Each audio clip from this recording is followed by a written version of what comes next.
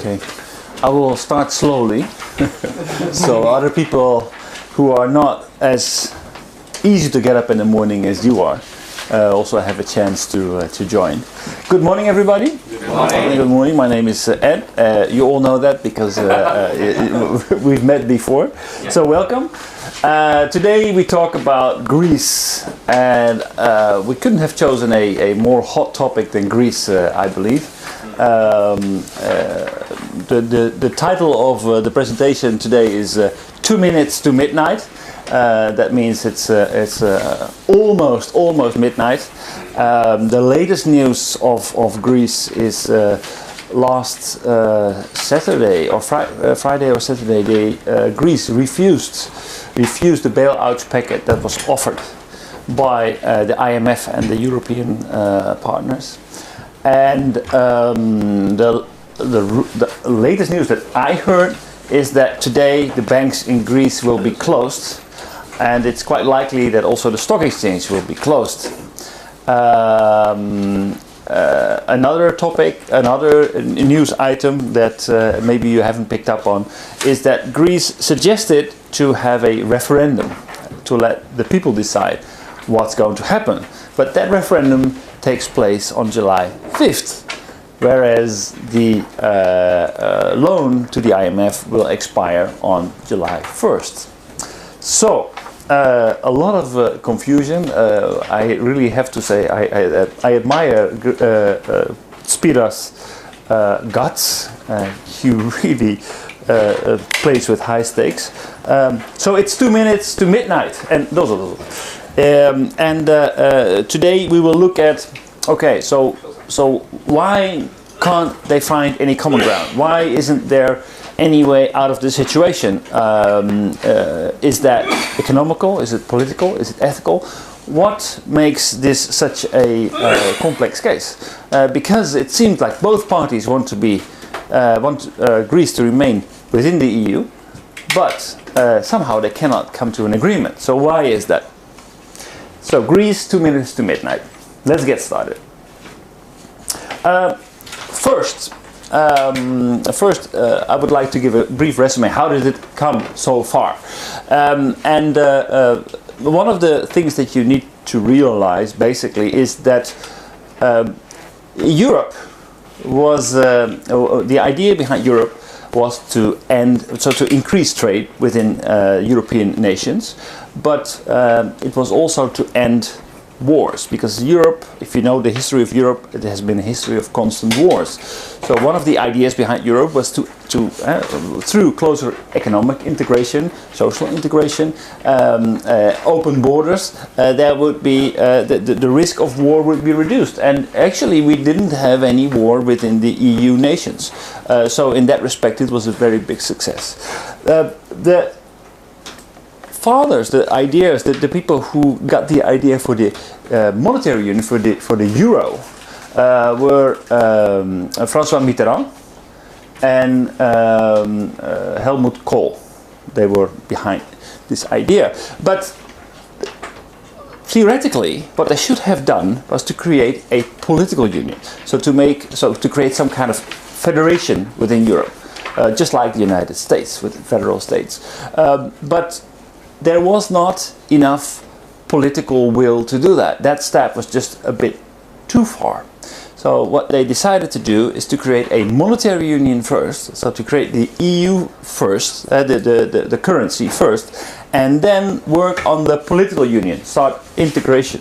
This is necessary because some countries want to expand monetary policy because their economy is not doing well, so they want to increase spending, whereas other countries who are in a more who are in economic upwards time, good times, they want to reduce spending.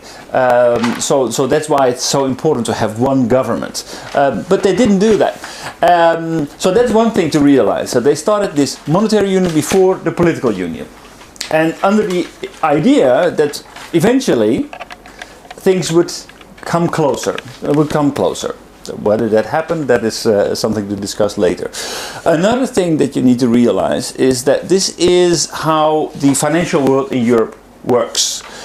So we have the government here, and the government issues bonds. The government issues bonds to take money out of the market and to use that money for spending.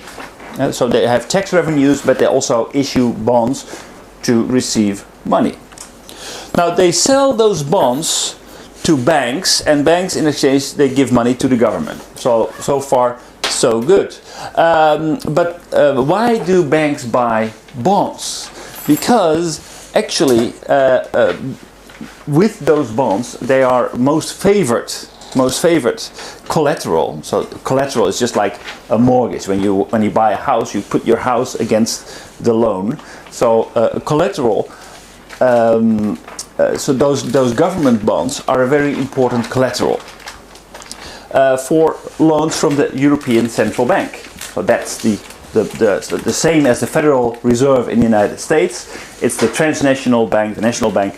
So if banks want to get loans, they better get a lot of government bonds, because the ECB loves those government bonds. They are very reliable and trusted. Where does this go wrong is that actually, where is this different from the United States, is that the United States buys bonds, the Federal Reserve buys bonds directly from the government. So there's a much closer scrutiny of the Federal Reserve than there is in Europe, because Europe buys it from the banking system. So basically there is much less control in Europe on these bonds, these government issued bonds, than there is in the Federal Reserve in the United States. So less control and a monetary union before a political union. Those are two things to remember. So why could this occur? So what happened in Greece? In Greece, what happened was a spiraling debt. Greece, they had as a country, they had a dictatorship till 10 years after World War II. They had a dictator who was the head of the government. The dictator was ousted and was replaced by a democracy. And democracy, there were two dominant parties. There were the socialists and there were the Democrats. But the Greek voters were not really loyal to either one party. What was a common denominator the party who gave the biggest gifts to the voters usually won the elections. So there was a big incentive for Greek government to overspend. The more that they promised to their voters, the more votes they would get. The government increased their debt. But within the European Union, there is a debt ceiling. You can only have a deficit, maximum 5%. So every year you cannot spend 5% more than comes than your revenue.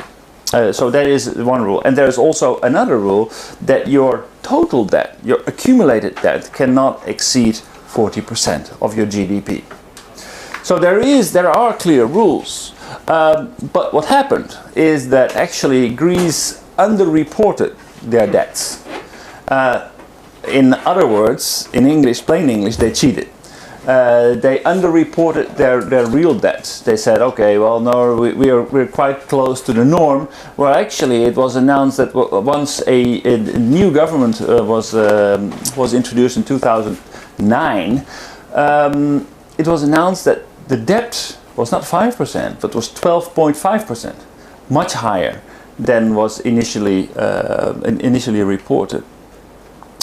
And that debt led to financing and refinancing, and so they needed the help of European banks and the ECB, and they had to make all kinds of promises to repay that debt. However, the government said yes to almost every promise that they had to make, without fully committing to actually implementing those measures that were requested by their creditors.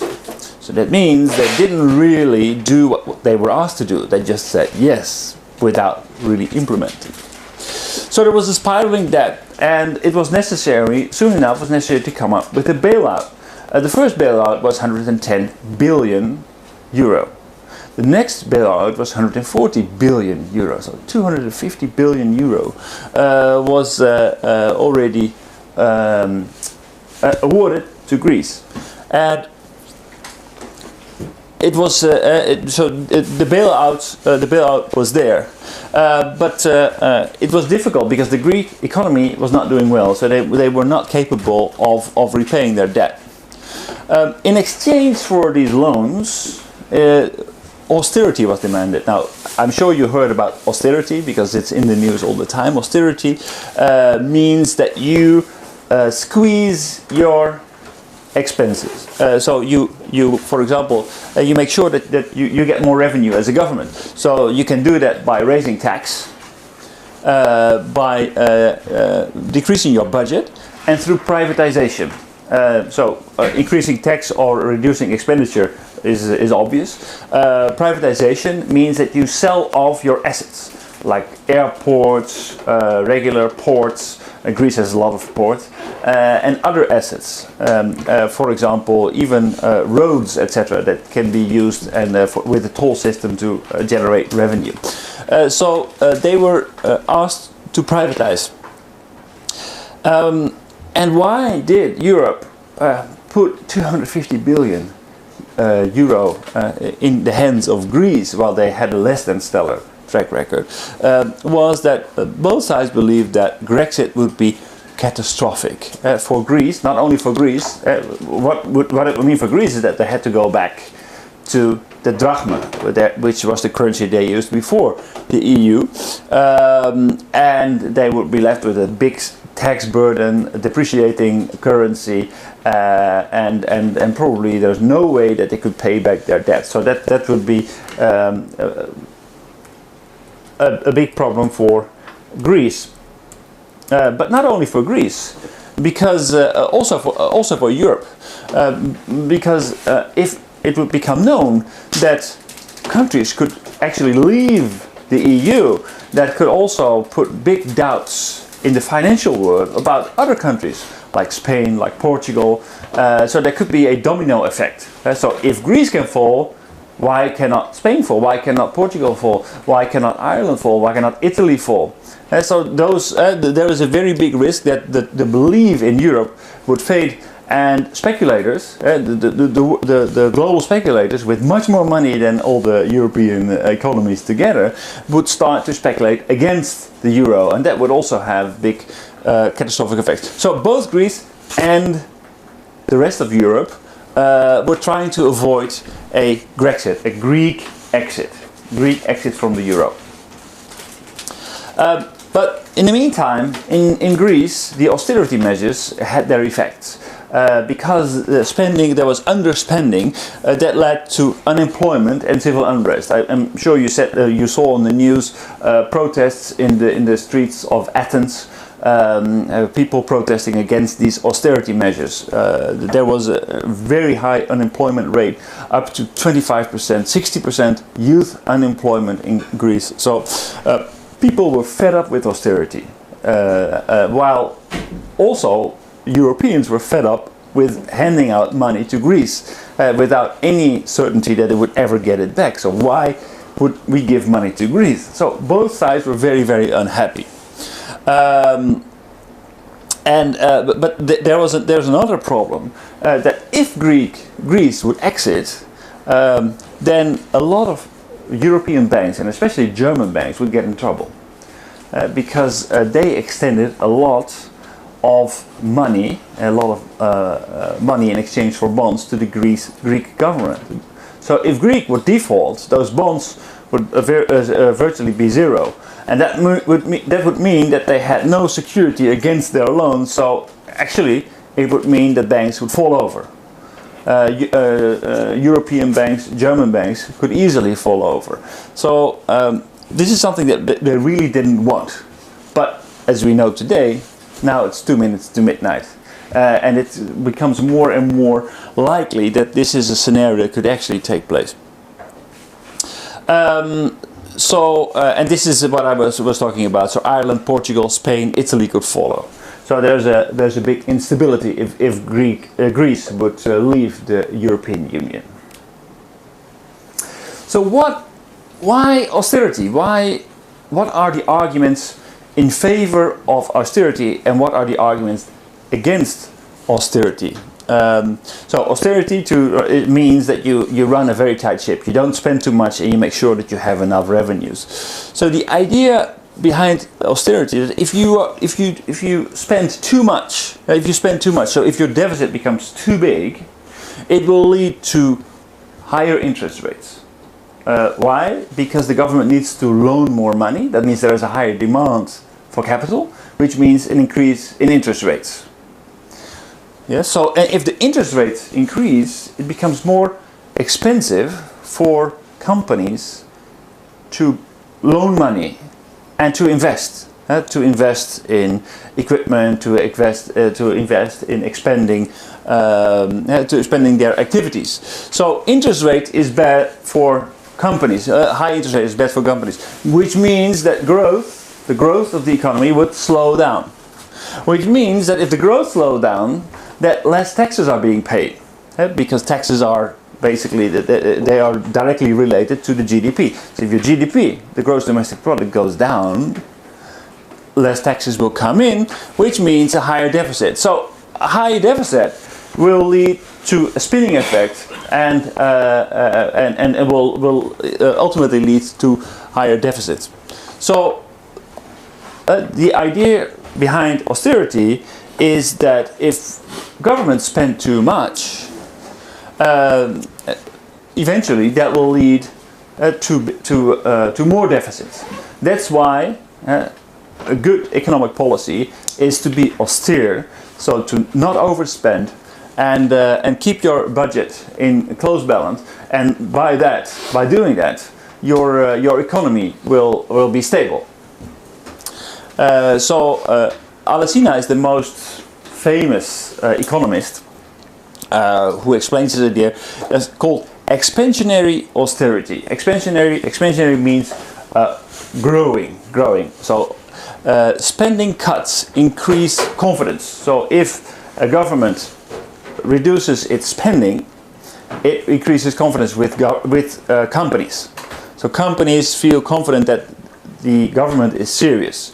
So this is they are investing in the future. So why shouldn't companies invest in the future? And the positive effects of these increases in confidence of these companies in confidence trump the direct negative effects of reduced spending. So this is the other side of the medal. If a government immediately spends more, for example, by constructing new roads, people get money. Salaries, wages, and the materials are being purchased. So there's an immediate effect of increased government spendings. But that effect is only short term, according to Alesina. He says, okay, the long-term effects, it's much more important to look at the long-term effects for governments. Therefore, austerity is a good thing. So austerity creates confidence, creates more investments, creates growth. That's the idea behind austerity. That's what all the European nations ask from Greece. That's what the IMF asks from Greece. Arguments against austerity. Okay, so we saw at the previous page, if there is a big deficit, it will lead to interest rate growth. But if we look at the reality, at the moment in Europe, if we look outside of Greece, then we see that interest is very, very low, historically low. How come that countries like Spain, Italy, Portugal have such big deficits and at the same time have interest rates that are almost zero? Something is wrong with the austerity theory. If interest is low, what else would we expect? Just like we argued before, with high interest rate there is low investment. With low interest rate we would expect high investment because it's cheap to lend money on the capital markets. But the reality is that there is very low investment. very low spending. So people keep money to themselves, they save. Even though they don't get high interest rates in return, there is not enough trust in the economy with companies, with private people, to increase their spending. So whatever money comes in, they are very careful not to spend that money. So savings are high. So what we see, what is happening, is not according to the theory of austerity. So the problem is actually different. The problem is what should happen is somebody should start the economy again. They should start to reignite the economy. And who should do that? If the companies don't do it, if private people don't do it, the government has to do it. What the government should do, what the role of the government is that they should increase their spending, start investing. So take out all those savings that people keep and start taking that out of the market by issuing bonds, taking money out of the market and start investing, so that companies get more contracts, and that instills more trust. So if that happens, more profit to companies, more tax revenues. Okay, so tax is this is a gross national income wise. It's the same as gross national product, but the gross national income starts. So if spending increases, that means that gross national product increases. That means that tax revenues increase. So that kind of balances out. What the people who are against austerity claim is that actually in a situation like this, when there are almost zero interest rates, and when there is such high saving, the task of the government is not to be austere. They should do the opposite. They should do the opposite. They should increase their spending, not reduce their spending. This is what Greece believes. This is what Greece believes. But not only Greece believes this. Also Nobel Prize winners Krugman, Stiglitz, Nobel Prize winners of economists, very renowned economists, believe that this is true. So actually, Greece says we need to reinvigorate our company. If we impose austerity now, it will ruin our economy. So now is a time in an economic slowdown, with 25% unemployment, 60% youth unemployment, shrinking economy. This is a time where we should invest. That means more deficit, yes, but we will reverse it once the economy starts to pick up again. So what the government should do when the economy is doing bad, they should increase their spending. When the economy is picking up again, they should reduce their spending. Austerity should only happen if an economy is doing well, not if an economy is doing bad. So, to summarize, the view of the Europeans and the IMF is very much limited to what the government should do. So they should just keep their books in order. They shouldn't spend more than comes in, and if they do that, everything will work out. But Greece and a lot of economists believe that actually there is a relationship with what the government is doing that directly relates to the rest of the economy. They have a bigger picture. I need to do something about this.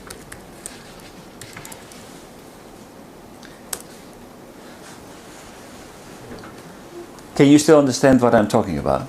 Yeah? Okay. So now looking at some, let's see if I can give a full screen. Okay. Look at some of data that support these arguments against austerity. This is the GDP of the United States, and the GDP is the blue line. Sorry, hantai. The red line is the GDP, and the blue line is the debt rate. So what you see in the red line, you see between 1966 and 1981, the economy is growing. Economy is growing. What happens at the same time is that the debt is decreasing. When the economy is going down, the debt is increasing. Okay? So and you can see that this trend proceeds. So actually, there is a relation that it's not so strange that Greece thinks we have to stimulate our economy, and it's not necessarily bad for our debt. Also, we have to realize that economy is also a science that is very much influenced by fashion, by the thought of the day. Who is the dominating thought leader? If we look at economists' economic history and the history of economic thought, for example, in England in 1955, England had a debt that was larger than Greece is today. And the Prime Minister said, when he made a speech in 1954 with a debt more than 200%, he said, "We never had it so good." England was implementing a lot of expensive projects like healthcare reforms and implementing healthcare and housing. So they spent a lot with a lot of debt, but they believed that ultimately that it would be okay if everything was implemented. Then they would increase their tax revenues, and they were right. They were right. So it's not so crazy. It's not so crazy that the Greeks think this, even though at the moment they stand totally isolated in Europe, totally isolated from Europe and the IMF. Another interesting graph that I wanted to share with you is austerity data. So what you see here are red dots. So we see here Germany, US, UK, Spain, Portugal and Greece. On the vertical axis you see the GDP growth rate. The GDP growth rate.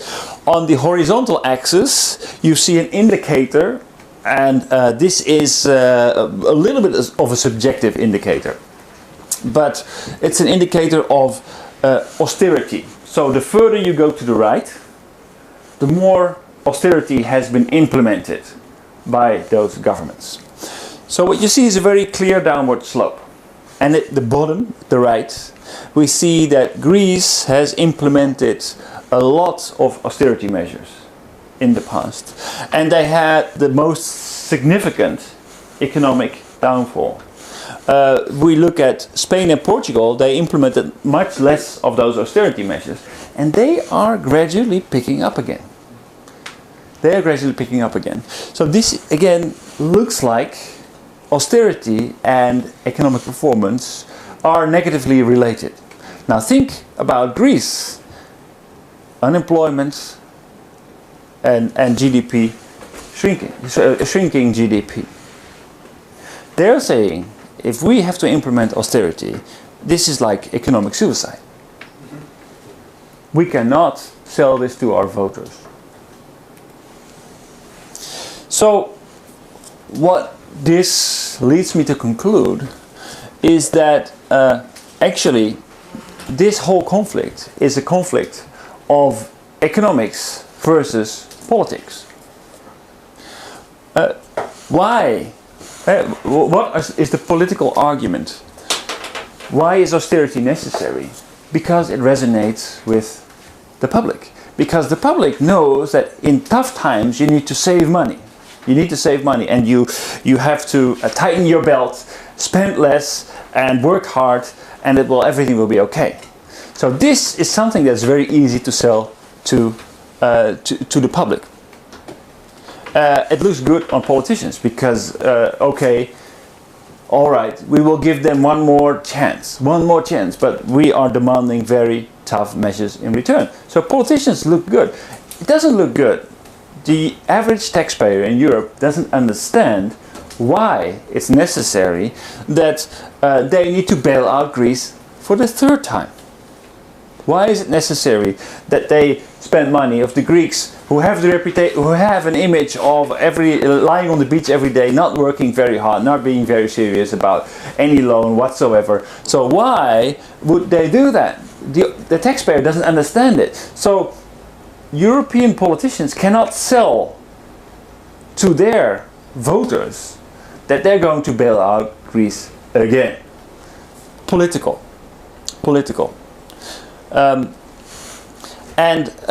Austerity and tax cut make business happy and makes the economy grow. So that's the argument that they're using. So it's kind of easy to understand. So if we are serious, if we show that we are serious, businesses will follow. And that is the only way that they explain it.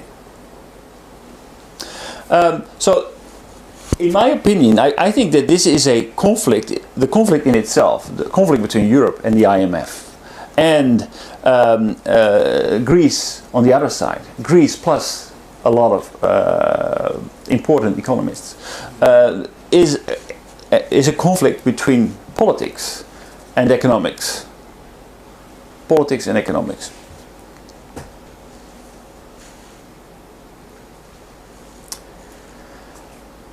So, given the unequal power that exists between Europe and their creditors,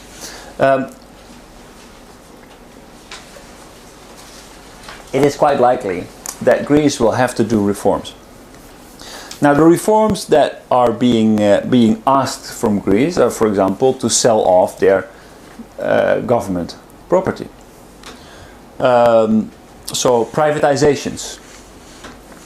Now, privatizations that have already taken place had kind of the idea of a fire sale. It means that Greece had to sell, for example, a port immediately in order to make available resources. Now, if you are in the position that you have to sell something immediately and the buyer knows this, you have to sell at the rock bottom price. So Greece didn't get very good money for it. What's more, once the asset was gone, they no longer had revenues from it. Greece, initially, when you are the owner of a port, there's also revenues that come in because ships pay fees, and the government makes sure that there is enough employment, so people earn wages, and that flows back through taxes, etc. But once you sell off your assets, once everything is gone, you have nothing that will generate revenues anymore. So what the Greek government asked, the new Greek government, so Spiras and Varoufakis, the so-called extreme leftists, what they asked is, okay, yes, we agree to privatizations, but not 100%. We want, as a government, we want to keep a stake.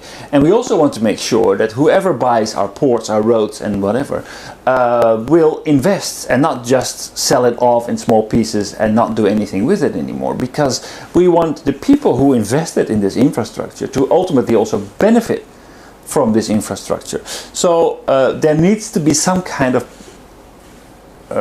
prospect for the people in Greece, that this will still, the people who buy it will still invest money into it. Labor market reforms. What they can do is labor market reforms. That means, for example, firing a lot of public servants. Greece has a ridiculous number of public servants who also make ridiculous high salaries. This is an inheritance from the past, what I told in the beginning, the Greek politicians who make promises to their voters in order to get votes. So labor market reforms are very necessary, and the current leaders are not against those reforms. Actually, what they're saying is that this system is completely wrong. We want to have these reforms, but it should become more fair. In this situation, this day and age, there are a lot of people who have vested interest. They have a lot of things to lose because they receive special benefits and they don't want to give up on that. We need to reform, but we also need time. we cannot do this from today to tomorrow. So we are going to reform, and we're going to make sure that it will become fairer. One of those reforms, for example, is that was suggested by Varoufakis, the Minister of Finance, to take away 2/3 of his staff of the Ministry of Economic Affairs, to make them completely independent and start working on tax collection. Because the rich Greeks have benefited from all those expansionary government spending. They benefited the most, and once they got the benefit and the wind changed, they made sure that their money was safe in Switzerland, Germany, and other countries. So a lot of these revenues, the people who benefited, they put all the money outside of Greece, and now they can no longer collect debts.